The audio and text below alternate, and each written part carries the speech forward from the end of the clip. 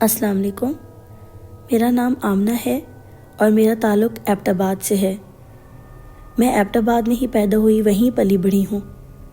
میں اپنے والدین کی اکلوتی اولاد ہوں۔ میرے ابو کھیتی باڑی کیا کرتے تھے اور ان کے پاس اتنے پیسے نہیں تھے کہ وہ مجھے اسکول بھیج سکتے، لیکن مجھے پڑھنے کا بہت شوق تھا۔ ہمارے محلے میں ایک استانی رہتی تھی، وہ اسکول میں انگریزی پڑھایا کرتی تھی۔ ان کے بچے بڑے ہو چکے تھے تو ان کے ساتھ گھر میں کوئی نہیں رہتا تھا۔ ان کے خاوند کا بھی انتقال ہو چکا تھا، تو وہ گھر آنے کے بعد شام میں ٹیوشن پڑھایا کرتی تھی اور گلی محلے کے بچوں کو مفت میں انگریزی بھی سکھاتی تھی۔ میں دوپہر کا کھانا کھا کے ان کے گھر چلی جایا کرتی تھی۔ وہ میرا بہت خیال رکھتی تھی۔ میرے دماغ میں جتنے سوالات ہوتے تھے وہ ان کا تسلی سے جواب دیتی۔ کبھی انہوں نے میری کسی بات پہ منہ نہیں بنایا تھا۔ استانی جی کا 2 منزلہ مکان تھا اور وہ زیادہ تر حصہ خالی ہی رہتا تھا کیونکہ وہ اکیلے رہتی تھی اس گھر میں۔ کبھی کبھار دوسرے شہر سے ان کے رشتہ دار ملنے آ جایا کرتے تھے۔ استانی جی کی طبیعت بہت ملنسار تھی۔ محلے کی تقریباً سبھی خواتین اپنے ہر گھریلو معاملے میں انہی سے مشورہ کرتی تھیں۔ میری امی کو بھی کوئی مشورہ چاہیے ہوتا تھا تو انہی سے لیتی تھیں۔ اپنے اسکول میں بھی ان کی اچھی خاصی دوستیاں تھیں۔ ان کی دوستیں اکثر ان سے ملنے بھی آتی تھیں۔ مجھے استانی جی سے پڑھتے ہوئے تقریباً 8 سال گزر چکے تھے۔ یہ ان دنوں کی بات ہے جب استانی جی کے اسکول کی گرمیوں کی چھٹیاں چل رہی تھیں۔ دوپہر میں پڑھانے کے بعد انہوں نے ہمیں جلدی گھر جانے کو کہا۔ وہ بتا رہی تھیں کہ رات میں ہمیں اپنی ایک دوست کے گھر کھانے پہ دعوت پہ جانا ہے اور وہ بڑے دنوں بعد بہت اچھے سے تیار ہو رہی تھیں۔ ہم لوگ جلدی گھر واپس آ گئے۔ رات کے تقریباً 12 بجے ہوں گے۔ اچانک ہمارے گھر کا دروازہ زور زور سے بجنا شروع ہوا۔ امی نے دروازہ کھولا تو دیکھا سامنے استانی جی کھڑی ہیں۔ ہم لوگ بہت حیرانی سے ان کو دیکھ رہے تھے اور وہ زارو قطار رو رہی تھیں۔ امی کے بہت سوال کرنے پہ انہوں نے کہا کہ مجھے لگ رہا ہے میرے گھر میں کوئی گھس آیا ہے۔ امی ابو نے کہا آپ پریشان نہ ہوں، آپ یہیں رکیں، ہم جا کے دیکھ کے آتے ہیں۔ اور ابو ان کے گھر گئے، جا کے انہوں نے سب جگہ چیک کیا لیکن وہاں کچھ بھی نہیں تھا۔ امی ابو نے ان سے پوچھا کہ ایسا کیا ہوا ہے کہ آپ اتنا پریشان ہو رہی ہیں، آپ ہمیں تفصیل سے بتائیں۔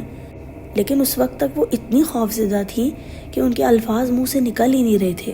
میں بھاگ کے ان کے لیے پانی لے کے آئی۔ تھوڑی سی دیر بعد جب ان کے حواس بحال ہوئے تو وہ خاموش سی ہو گئیں۔ انہوں نے کچھ بتایا تو نہیں، لیکن انہوں نے امی ابو سے صرف ایک درخواست کی کہ آپ آمنہ کو آج کی رات میرے پاس رکنے دیں، شاید کوئی میرے ساتھ ہو تو میرے دل کو تسلی رہے۔ امی ابو نے مجھے اجازت دے دی۔ میں استانی جی کے ساتھ ان کے گھر آ گئی۔ انہوں نے مجھے اپنے ہی بستر پہ سائیڈ میں ایک کمبل دیا اور میں لیٹ گئی، جبکہ استانی جی بے چینی سے ٹہل رہی تھیں۔ میں اٹھ کے بیٹھ گئی۔ میں نے ان سے پوچھا آپ کو کیا پریشانی ہے، آپ مجھے کچھ تو بتائیں۔ اس پہ استانی جی کہنے لگیں اگر میں تمہیں بتاؤں گی تو تم میرا مذاق اڑاؤ گی۔ میں نے کہا نہیں، میں آپ کا مذاق نہیں اڑاؤں گی، آپ مجھے بتائیں ایسا کیا ہوا ہے کہ آپ اتنا زیادہ پریشان ہو گئی ہیں۔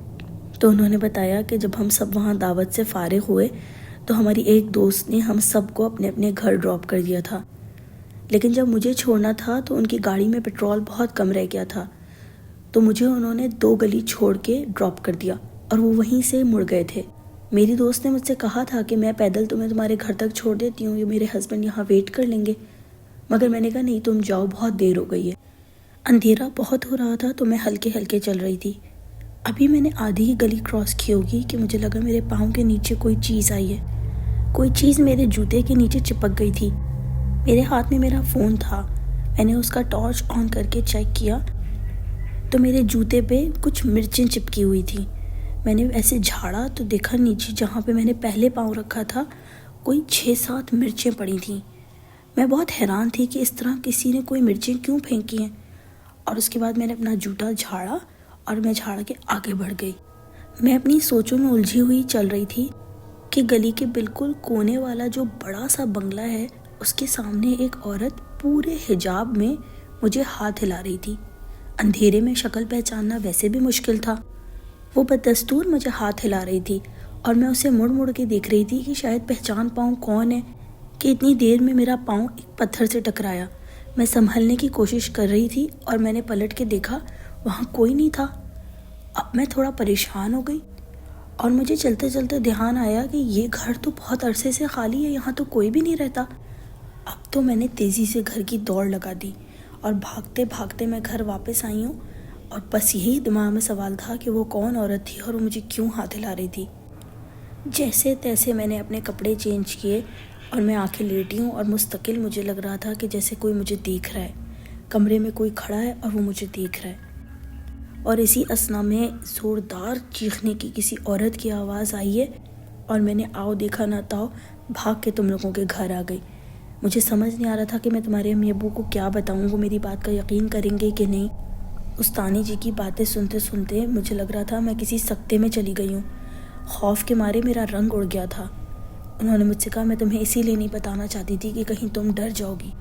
حالانکہ مجھے اتنا خوف تھا کہ لگتا تھا میرا دل کی دھڑکن بند ہو جائے گی، مگر میں نے ان کے سامنے اچھی خاصی بہادری کا مظاہرہ کیا اور ان کے ساتھ چھوٹی موٹی باتیں کرتے کرتے میری آنکھ لگ گئی۔ میری تہجد پڑھنے کی عادت ہے اور باقاعدگی سے پڑھتی ہوں، تو میری عین تہجد کے وقت آنکھ کھلی۔ استانی جی اس وقت سو رہی تھیں۔ میں وضو کر کے باتھ روم سے باہر نکلی تو دیکھا استانی جی بستر پہ سیدھی بیٹھی ہیں اور ان کا منہ میری طرف ہے، جبکہ ان کی آنکھیں بالکل بند تھیں۔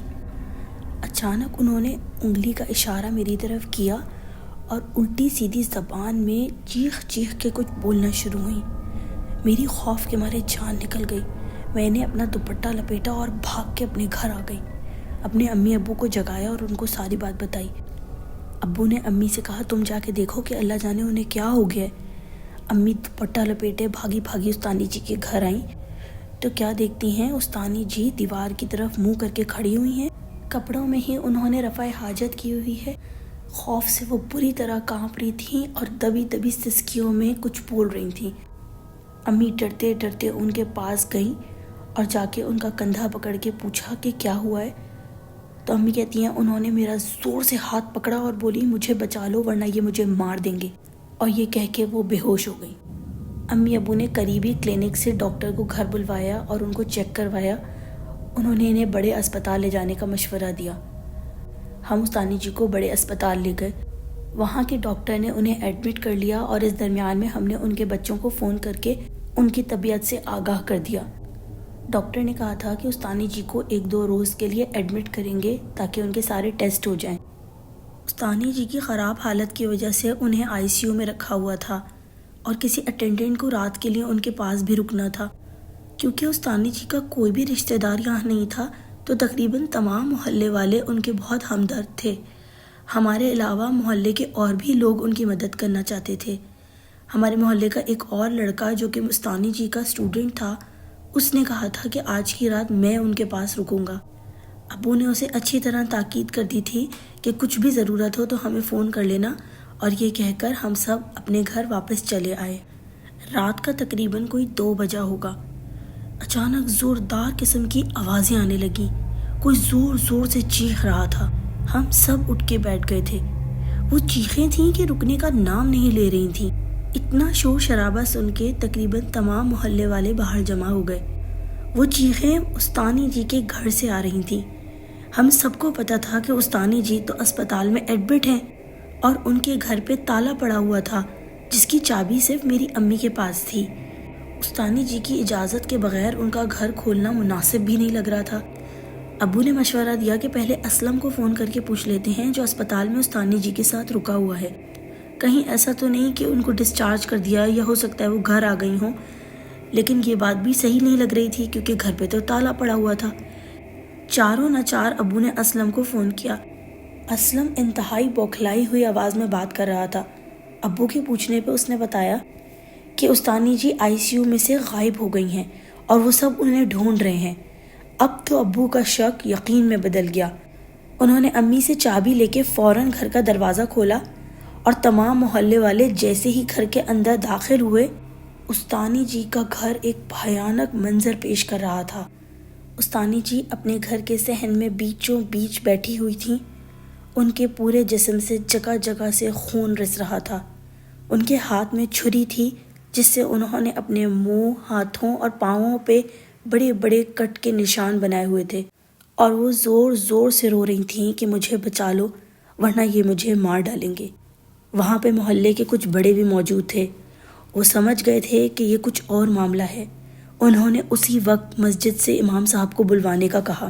جیسے ہی امام صاحب گھر میں داخل ہوئے، پورے گھر میں استانی جی کی دل خراش چیخیں بلند ہونے لگیں۔ وہ کہنے تھی کہ ان کو یہاں سے لے جاؤ ورنہ یہ مجھے جلا ڈالیں گے۔ وہ اتنا تڑپ تڑپ کے رو رہی تھیں کہ ایسا لگتا تھا کہ دل اندر سے پھٹ جائے گا۔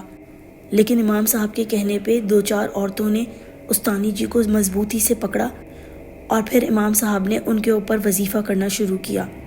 جیسے جیسے امام صاحب ان کے اوپر دعائیں پڑھتے جاتے، ویسے ویسے ان کی چیخوں میں کچھ کمی آنا شروع ہوئی اور آہستہ آہستہ ان کو اتنا آرام آیا کہ وہ سو گئیں۔ تھوڑی ہی دیر میں تمام محلے والے گھر جا چکے تھے۔ اب استانی جی کے گھر میں صرف میں، میرے امی ابو اور امام صاحب تھے۔ ہم لوگوں کو بٹھا کے امام صاحب نے پوچھا کہ ہمیں اندازہ ہے ان کی یہ حالت کب سے ہے؟ میرے امی ابو کو تو جو کچھ پتا تھا۔ مجھے استانی جی نے اس رات جو باتیں بتائی تھیں، میں نے حرف بہ حرف امام صاحب کو سب کچھ بتا دیا۔ امام صاحب کے چہرے سے دیکھ کے پتہ چلتا تھا کہ معاملہ بہت ہی سنجیدہ نوعیت کا ہے۔ پھر انہوں نے بتایا کہ استانی جی کے اوپر کم از کم 7 جنات قابض ہیں۔ مرچوں کا استعمال لوگ کالے جادو اور شیطانی عملیات میں ہی کرتے ہیں، اور اس رات استانی جی نے جب ان مرچوں کو پار کیا تھا، وہ جنات اس ہی وقت سے ان کے پیچھے لگ گئے تھے، اور یہ عمل جس نے بھی کروایا تھا وہ کسی کی جان لینا چاہتا تھا۔ یہ عمل اتنا خطرناک اور اتنا طاقتور ہے کہ جان لے کے ہی چھوڑتا ہے۔ آپ لوگ جتنی جلدی ہو سکتا ہے ان کے بچوں کو یہاں بلوا لیجئے۔ امام صاحب کے انکشافات نے ہمارے ہوش اڑا دیے۔ امی نے اسی وقت استانی جی کے گھر فون کیا اور ان کے گھر والوں سے پوچھنے پہ پتہ چلا کہ وہ لوگ کل ہی پہنچ رہے ہیں۔ امی نے بھی سکھ کر سانس لیا۔ اس وقت تک امام صاحب گھر سے جا چکے تھے۔